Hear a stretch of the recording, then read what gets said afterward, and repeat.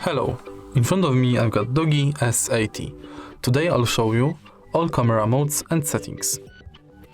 So let's open camera firstly.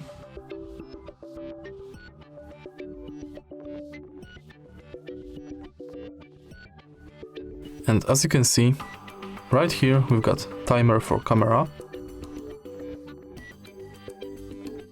flashlight,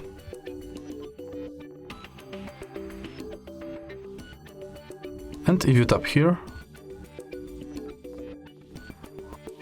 we've got modes: normal, beauty, and child. Let's go to settings. In settings you can turn on touch to capture and grid, front mirror, shutter sound, and location tag. You can change resolution for rear camera and front camera, both for videos and photos. In advanced, you can set exit after 2 minutes without action, use volume buttons to take pictures, and face recognition.